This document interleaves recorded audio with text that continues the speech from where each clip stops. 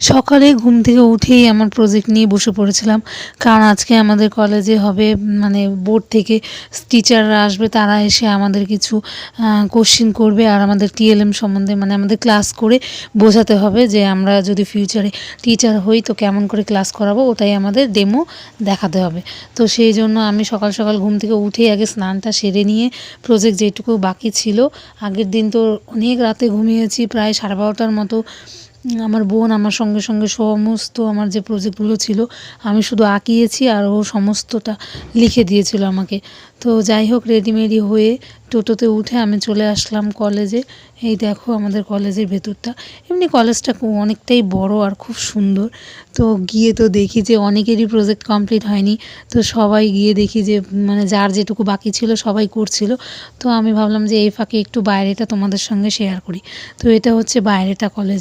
তো আমাদের এক্সাম আর ডেমো দুটোই শুরু হয়ে গিয়েছিল। তো এখানে দেখতেই পারছো যে একটা আমাদের স্টুডেন্ট উঠেও দেখাচ্ছে আর বোঝাচ্ছে, আর এদিকে স্যার আমাদের প্র্যাকটিক্যালগুলো দিচ্ছিলো। আর এই যে দেখছো প্রজেক্টটা, এই প্রজেক্টটা আমি এই দিদিভাইটাকে দিয়ে দিয়েছিলাম, কারণ এই দিদি একটাও টিএলএম বানিয়ে আনেনি, আর আমি যেহেতু দুটো বানিয়ে নিয়ে গেছিলাম তো একটা আমার কাছে রেখে দিয়েছিলাম। আরেকটা দিদি বলেছিল আমি একটাও আনিনি, আমি জানতাম না, তো তোমার থেকে একটা দিয়ে দাও। তো আমি দিদিকে দিয়ে দিয়েছিলাম। তো দেখো দিদি ওটা দিয়েই ডেমোটা করলো। আর এরপরে গিয়েছিলাম আমি। তো আমি তো প্রচণ্ড ভয়ে ছিলাম যে কীভাবে কী করব না করব, ক্লাস ভর্তি স্টুডেন্ট আর পাশে স্যারও বসে আছে, স্যারও দেখছে সবটা।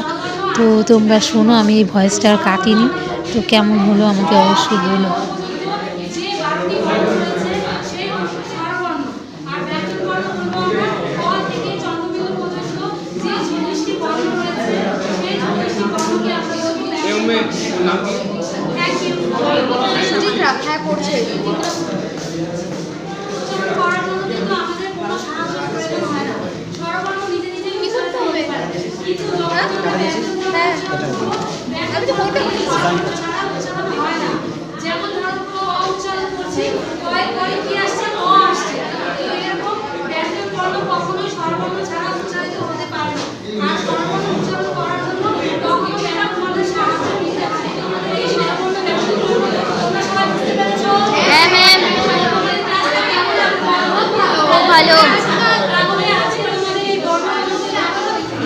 তো আমার ক্লাসটা শেষ হওয়ার পরে আমি এবার একটু বসেছিলাম, কারণ আমাদের লেটার হিসাবে ডাকছিল।